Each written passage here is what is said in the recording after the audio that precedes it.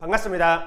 오늘은 수능 비문학, 글을 이해한다라는 것은 대체 무엇인지에 대해서 한번 이야기를 해보도록 하겠습니다. 많은 선생님들이 이야기를 하시고 많은 자습서에서 이야기를 합니다. 글을 읽는다라는 것은 글을 이해해야 한다는 것이라고.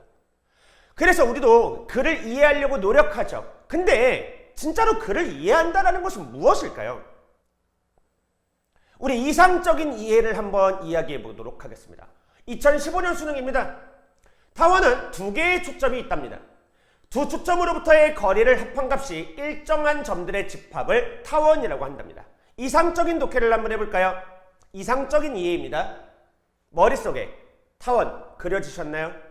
거기에 두 개의 초점 그려지시던가요? 그 두 개의 초점을 통해서 타원을 그리는 방법, 사실 우리 아마 초등학교 때 한 번쯤은 실습을 해보지 않았을까 싶은데 그 장면이 떠오르던가요? 혹은 최소한 수학 시간에 배웠던 타원의 정의는 떠오르시던가요? 조금 더 가볼게요. 두 초점이 가까울수록 원 모양에 가까워진답니다. 왜 초점이 가까워질수록 원 모양에 가까워지는지 이해되십니까? 우리 이상적인 독해라는 것은 이 지문을 읽고 머릿속에서 이러한 개념 혹은 이러한 경험이 떠오르는 것입니다. 되실까요? 하나 더 보여드리겠습니다. 2022년 수능 질문입니다. 미국은 달러와의 금태한 의무를 더 이상 감당할 수 없는 상황에 도달하게 되었대요. 이를 해결하는 방법으로는 평가 절하와 타국의 통화의 가치를 올리는 평가 절상이 있답니다. 보통 이상적인 이해라 하면 왜 이 해결책이 이 문제 상황에 대한 해결책이 될 수 있는가를 이해해 보라고 하죠. 대체 왜 통화의 환율이 하락되면 가치가 올라가는가? 라는 것에 대해서 이해를 해보라고 합니다. 예, 이런 것들이 이상적인 독해입니다. 하지만 과연 이게 가능할까요? 그 짧은 시간 안에 45문항을 풀면서 매 문장을 이렇게 독해하는 것이 정말로 가능한 일일까요? 사실 앞부분에서 보시면 알겠지만 그것이 가능하기 위해서는 너무도 많은 배경 지식이 있어야 합니다. 물론 수학 시간에 배운 거잖아요. 고등학생이 그 정도 지식은 있어야 하는 것이 아닌가요? 라고 하면 별로 할 말은 없습니다만 우리 사실 그렇지 않잖아요. 배웠던 내용이라고 하나도 까먹지 않고 기억하고 있는 거 아니잖아요. 기억 못하는 거 많잖아요. 그러면 내가 수학적으로 그 내용을 기억하지 못하니 그 지문을 못 읽는다, 이렇게 돼야 하나요? 그건 아니지 않습니까? 다른 예문을 통해서 다시 한번 보여드리도록 하겠습니다. 이번에는 문학 지문을 하나 준비해봤습니다. 보통 학생들의 이제 감상 능력과 뭔가 이렇게 공감 능력과 이런 것들을 알아보기 되게 좋은 지문이라고 내가 수업을 자주 하는 지문인데요. 들어보신 적 있을 겁니다. 이화의 월백하고 은하니 삼경인제 일지 춘심을 자귀에 아렴하는 다정도 병인 양하여 잠 못 들어 하노라. 어때요? 화자의 지금 정서가 느껴지십니까? 화자가 현재 어떤 상황인지 머릿속에서 이미지가 딱 떠오르시나요? 한번 설명을 해볼까요? 백꽃이 흐드러지게 핀 저녁 혹은 새벽입니다. 한밤중입니다. 아무도 없습니다. 아마 주변에서 들려오는 소리도 아무것도 없이 고요할 것 같네요.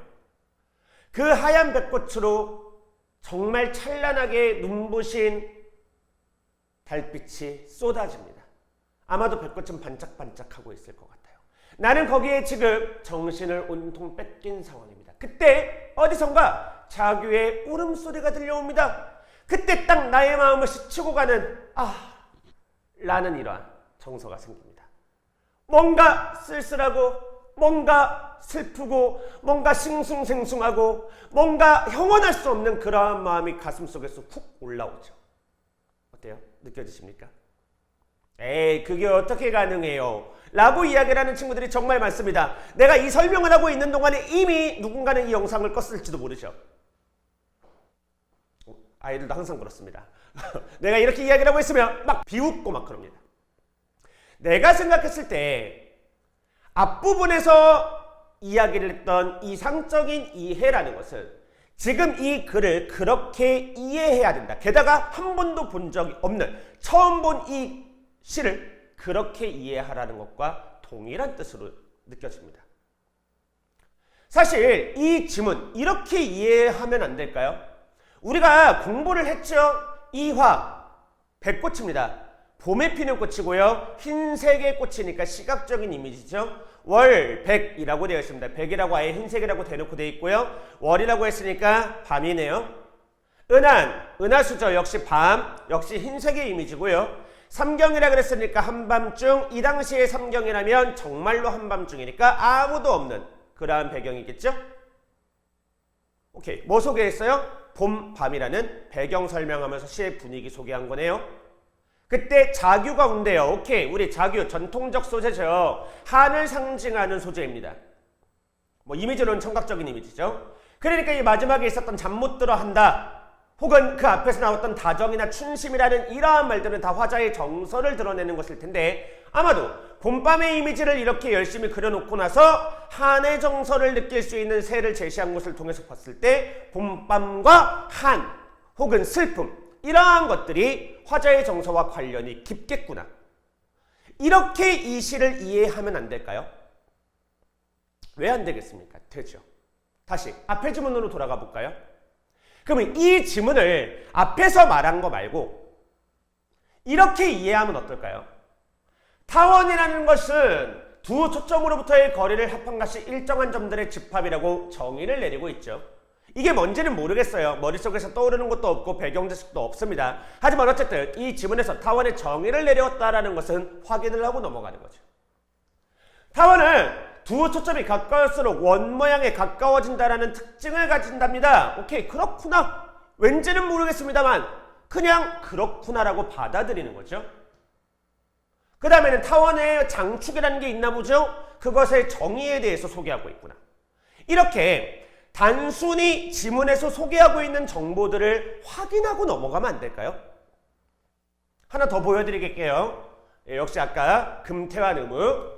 문제 상황이죠. 미국이 금태환 의무를 더 이상 감당할 수 없게 되었다는 거. 해결책으로 달러와의 평가절하 또는 타국 통화의 평가 절상을 제시했다라고는 아까도 말씀을 드렸습니다.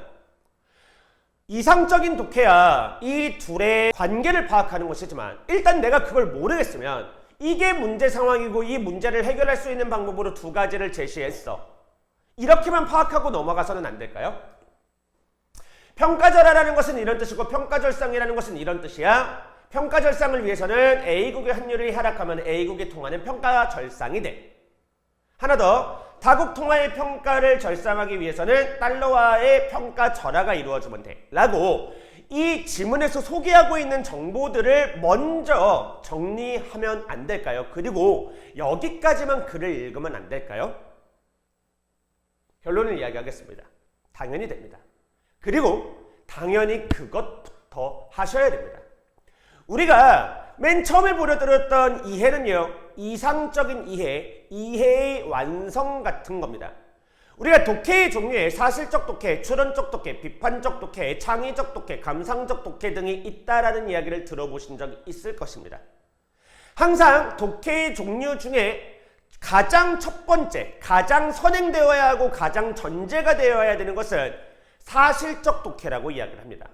사실적 독해를 바탕으로 나머지 독해를 진행하는 거다. 그래서 글을 온전히 이해해야 된다는 이야기 아마 들어보신 적이 있을 겁니다. 근데 우리가 지금 글을 이해한다, 수능 비문학을 이해해야 한다 라고 하면서 사실적 독해는 버려둔 채, 가장 기본적인 정보 파악은 버려둔 채 가장 이상적인 독해에만 매몰되어 있는 것이 아닌지 한번 지금쯤 점검해 보셨으면 좋겠습니다. 실제 수능은 정해진 시간에 정해진 정도의 독해 수준을 요구하는 시험입니다. 완전히 이상적인 독해를 요구하는 시험이 아니에요. 그러니 수능 비문학에서 제일 첫 번째 하셔야 되는 것은 항상 지문에서 던진 정보를 파악하는 것이거든요. 우리 지문에서 제시한 정보도 파악하지 못했는데 완전한 이상적인 독해, 이해를 하자라는 것은 걷지도 못하는 아이한테 띠라고 종용하는 것과 같습니다. 그러니 우리 지금쯤 한번 자신의 독해 습관을 한번 점검해 봅시다.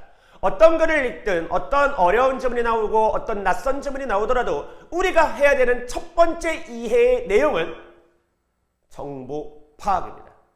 모든 지문을, 수능의 모든 비문학 문장을 다 이해할 수 있을 거라는 편견 버리셔야 합니다. 정보 파악, 그것을 가장 최우선으로 삼아주시길 바라면서 오늘 영상은 마무리 짓겠습니다.